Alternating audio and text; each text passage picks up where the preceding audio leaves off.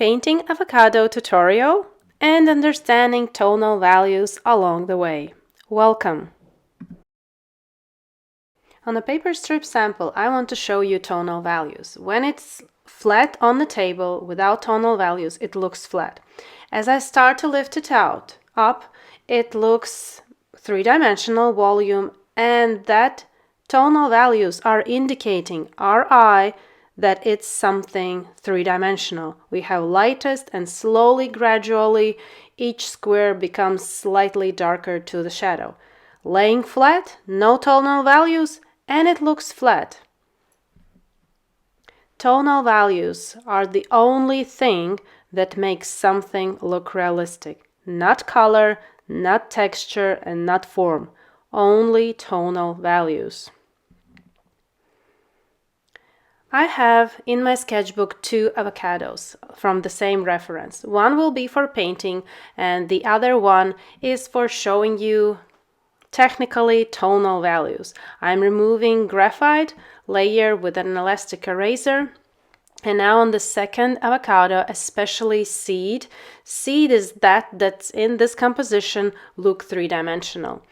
We have lightest part, then we have slightly darker, which are half tones, then shadow area, and reflected light area because it is round and we need to show the viewer that it goes around.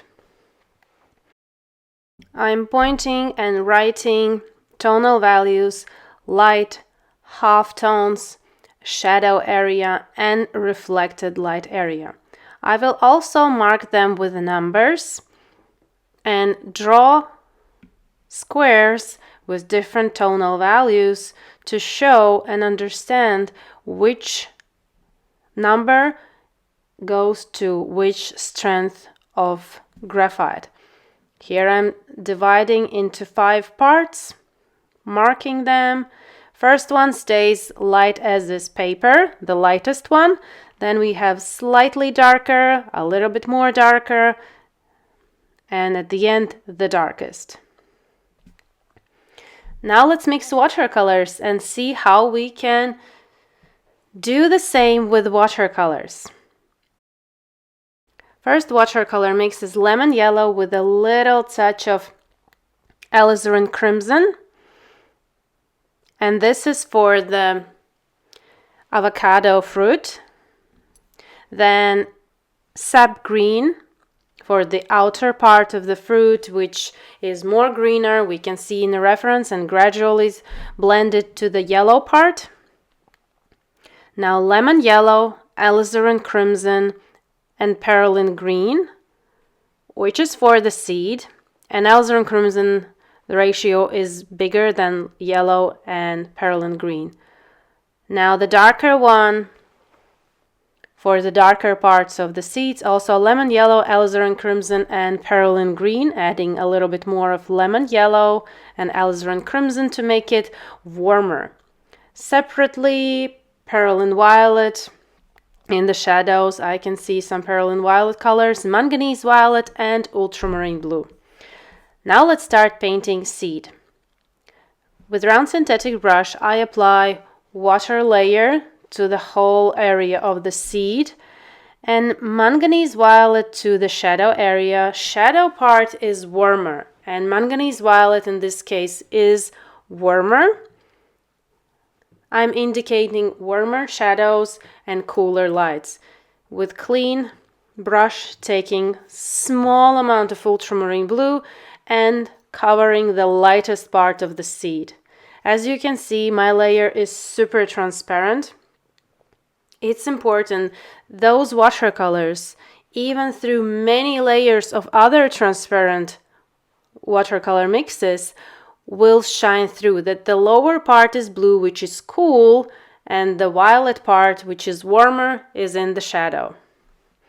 Even with these colors super transparently, I'm setting in tonal values. And we can now see that the violet is darker and is shadow, and blue is light. I waited a few minutes for the layer to get dry so that my brown applied on the blue will not create some green watercolor layer. And starting from the shadow area, as you can see transparently, the key of getting rich, full watercolors painting result is transparency. Dilute your watercolor mixes with water if they are too strong. Apply with smaller amounts of watercolors, leaving light area much wider than it appears in the reference. Because with layers, with each new layer, I will make that light part smaller and smaller. Applying next layer, and take a closer look that this seed has a beautiful reflected light area on the upper right side, and I'm leaving it slightly lighter than the shadow, but it is darker than the lightest part. Reflected light area never can be as light as is the lightest part. Lightest part is the lightest part. That's why it is called light area. Nothing can be as light as the lightest part. Reflected light area is lighter than shadow, but darker than light area.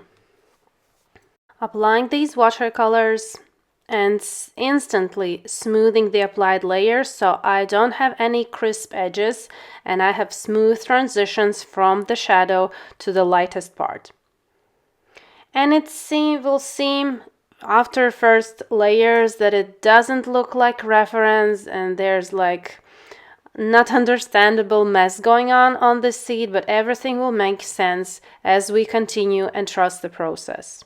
Now I'm leaving few minutes to dry, and when the surface is dry, I'm moving on to the next layer.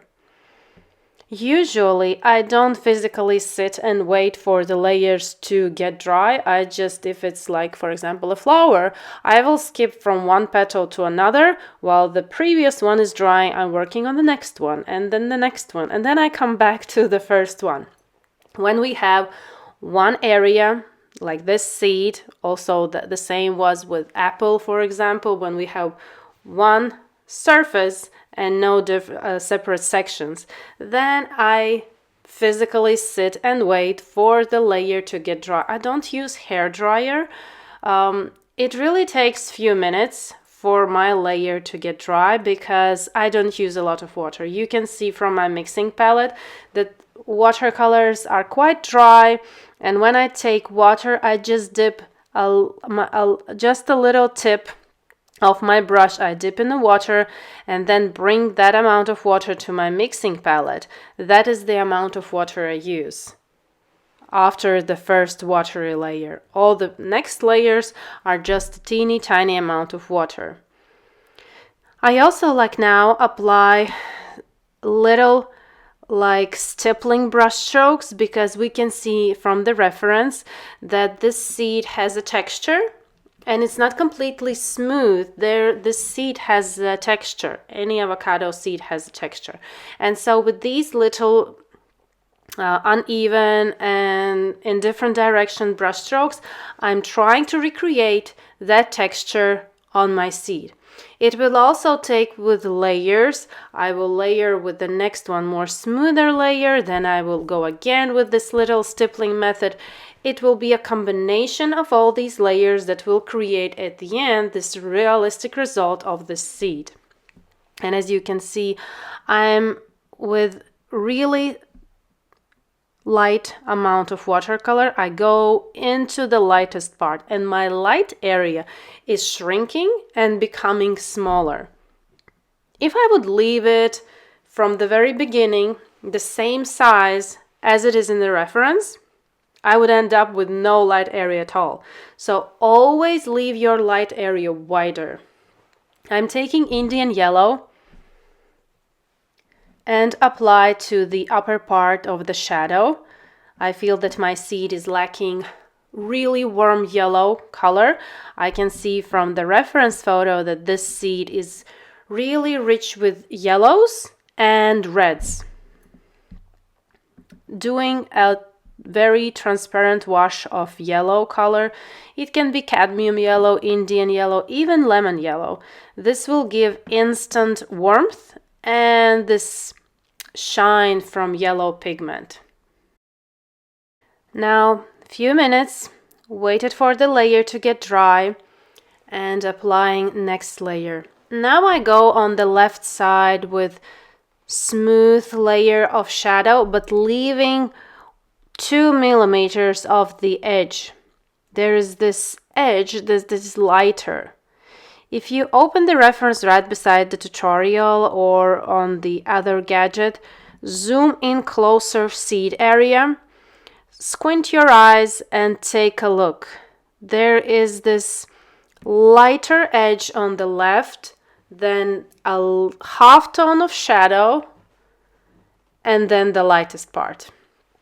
Adding darker watercolor mix of lemon yellow, alizarin crimson, and perylene green to the lower part where is the darkest part of this seed. And also there is this few millimeters of the edge which is lighter.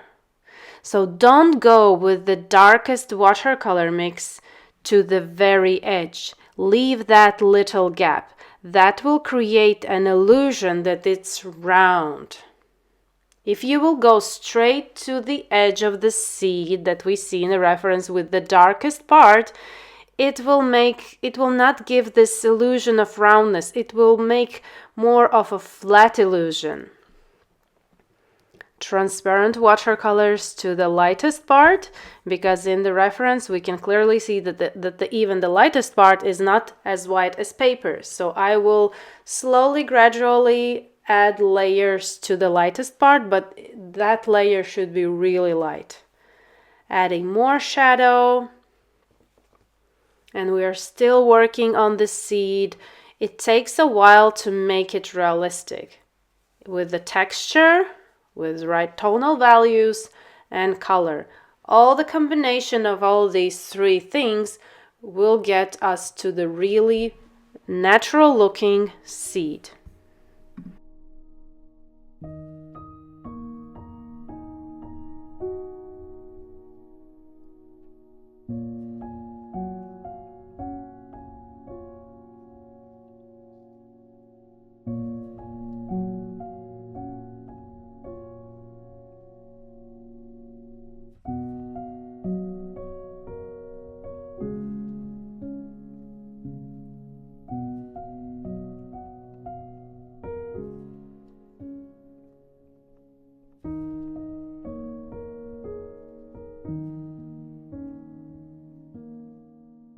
While the seed is drying, I want to add darker edge on the right side. It's not really edge, it's the little tiny gap between the fruit and the seed.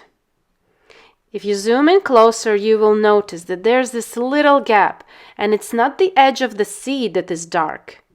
It's the gap between seed and fruit. These little nuances are super important to make something look natural and realistic. And as I add this darker gap, you can see now that I have a lighter edge, like few millimeters between shadow and that gap. Checking that the surface is dry and moving on. We still need to add layers. Comparing to the reference, we need to work, we need to add shadow, we need to add texture, halftones. And again, with the stippling method, I'm adding these little texture like that we see in the reference.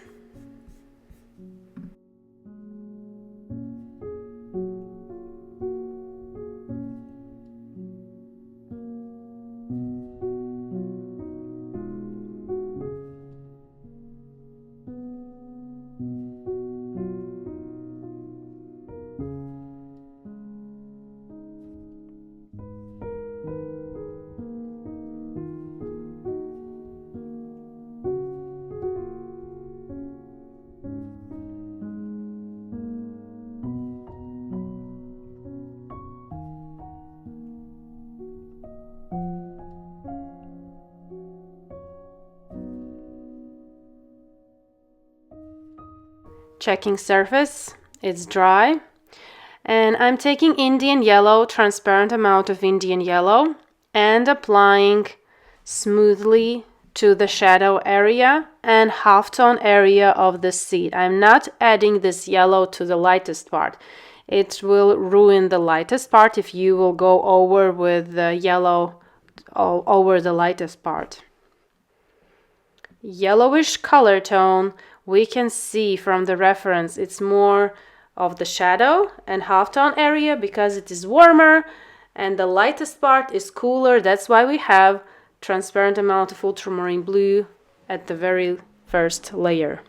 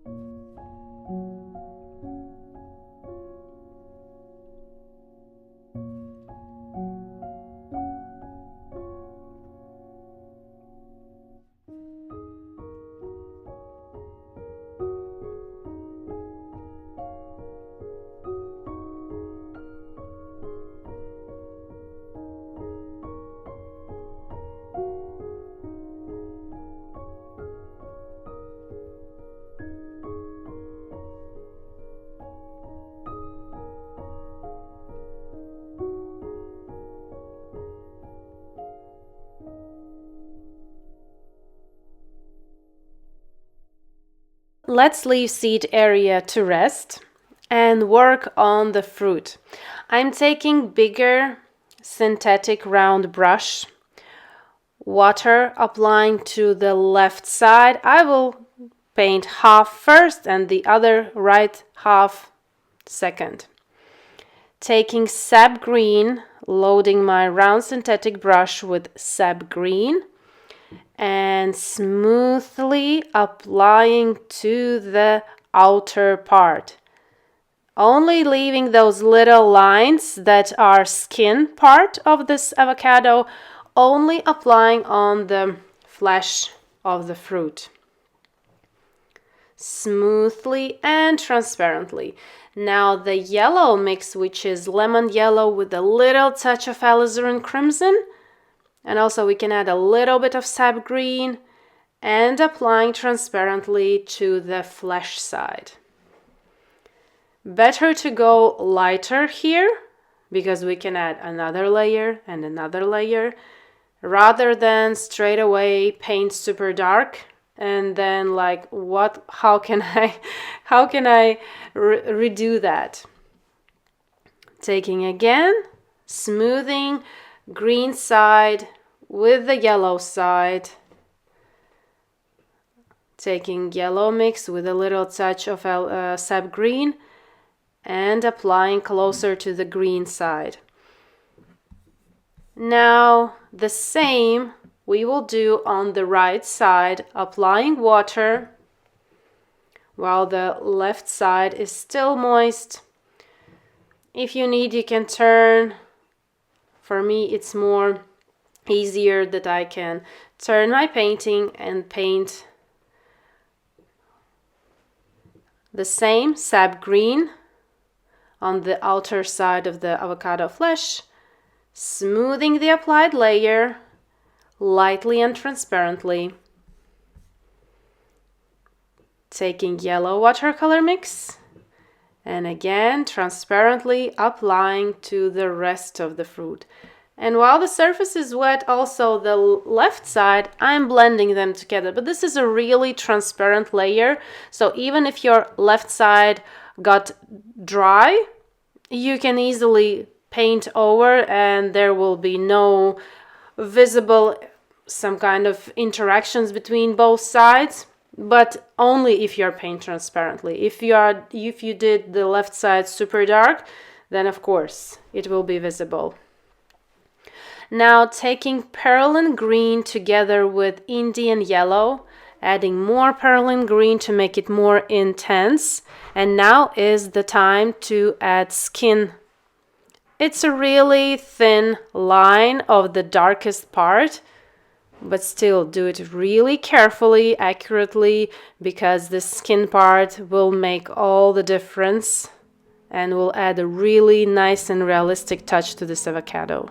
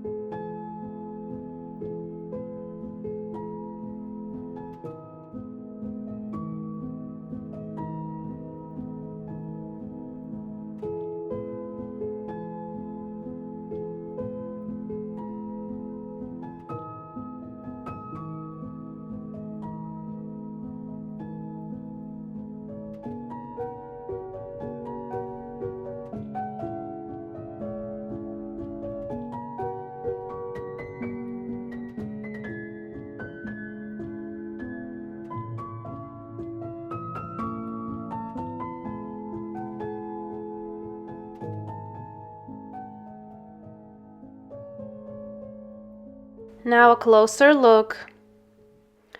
I'm taking the same perylene green mix with Indian yellow. And this skin part isn't straight. There are these little things. The avocado skin has these little bumps, I don't know how to call them, and they create this illusion that the skin isn't quite straight. And also the outer part of the skin that we see on the upper part, I'm taking manganese violet and applying layer of manganese violet there. It's from the reference photo. If you really zoom in closer, you will notice that we don't quite see that part of the skin is super dark.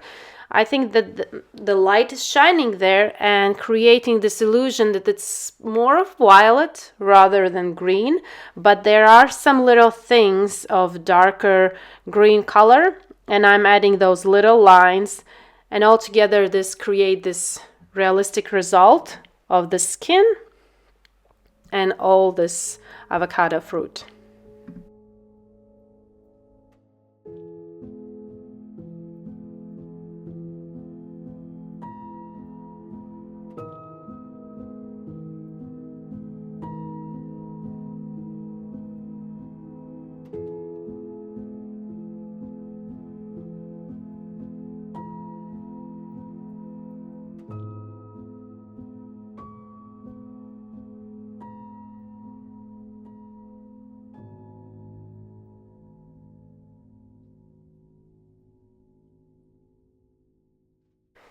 Taking Indian yellow, and where I have still left watercolor mix from the seed area, the gap between skin, outer part of the skin, and inner part skin, there is this yellowish brown watercolor mix, And that is all visible if you really carefully study the reference. If you just take a simple look at the avocado, you will only see seed, fruit, and maybe some part of skin. But as you start to observe, closer look, zoom in closer, you start to notice these details that do make sense. Each of this part, avocado consists of each of these parts, and as we add those little things like these lines, but they make all the difference. They really do. That what differs from illustration and painting. Illustration have a really simple avocado structure, but as we are building realistic botanical painting, all these things are important. Line of the outer skin, line of the inner skin, and they are not straight. They have little bumps here and there. And then there is, which I will apply later, gap between skin and fruit. The same as we had gap between seed and fruit. There's also, in some areas, visible gap between skin and fruit. So everything is important to make it look realistic and interesting.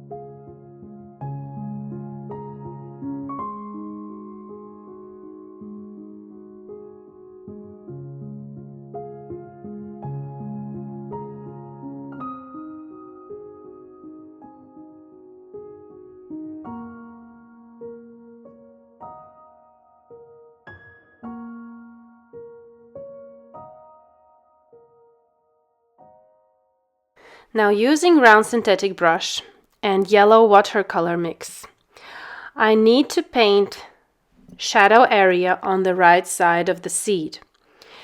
It's a really subtle shadow area. We don't exactly see it super intense, but the more we study and look at the reference, the more we start to see that there is this really subtle shadow. I'm taking yellow mix, which we had for the fruit, and adding little touch of perylene violet to that mix, and that will be wonderful for the shadow. Another layer to the outer part of the fruit with the sap green, making it stronger, more vivid, gradually and transparently. Adding more sap green to my color palette and making stronger that outer part.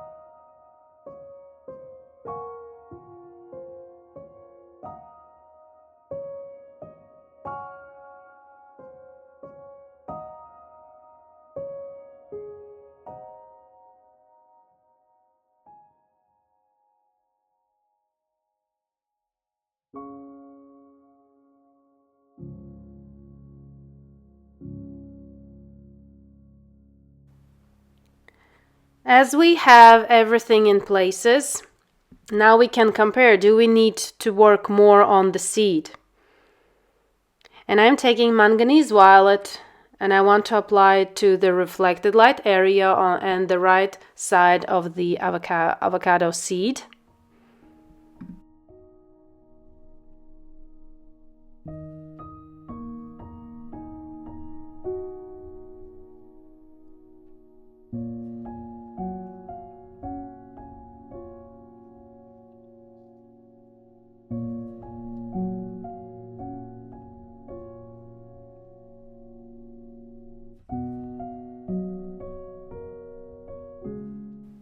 Taking perlin green, more intense, and with finer tip brush. Now I'm applying that line, that gap between skin and fruit. Another important observation is that this gap isn't even all around. In some places it is thicker, in some places it is much thinner, and in some places it is not even visible. Again, these little things are important.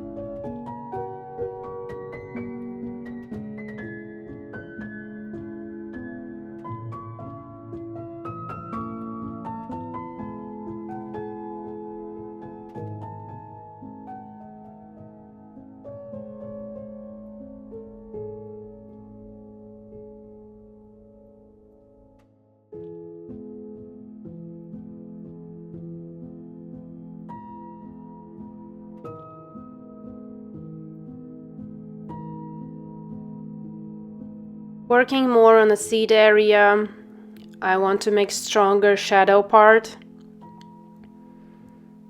Adding also textured brush strokes like a little lines and little marks that we see as the texture of this avocado seed, and just building more layers.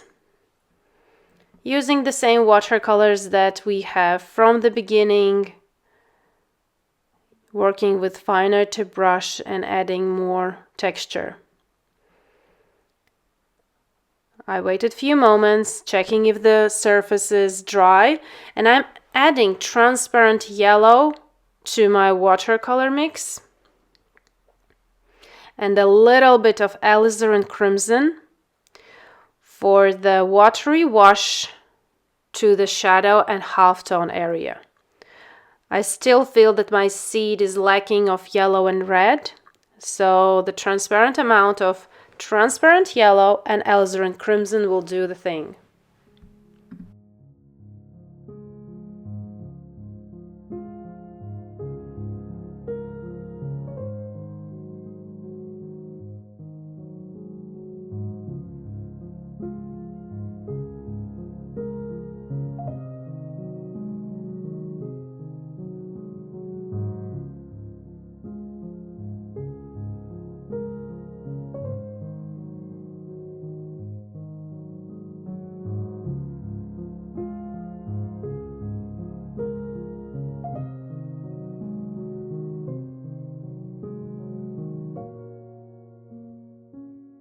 Now, as I'm painting in the sketchbook, I want to color out all pigments that were used, which are, let's go through them again, lemon yellow, Indian yellow, transparent yellow. It was used closer to the finishing part as a wash, alizarin crimson for the brown watercolor mix and also for the wash at the very end, perylene violet, those were little things at the shadow, sap green for the fruit, perylene green for the brown watercolor mix and the skin of this avocado, manganese violet for the shadow and reflected light area and also on the upper part of the skin. As the last finishing touches, I want to make a little bit stronger shadow area, adding perylene violet at the very end, and finishing up this avocado study. This is me first time painting avocado. I wanted to paint for a long time. I don't know why I was postponing, but now I'm really happy with this experience that I also showed on the painting of the seed, explain tonal values. Hope you learned something new during this tutorial. Hope you enjoyed the process of this avocado painting, and thank you. See you in next tutorial.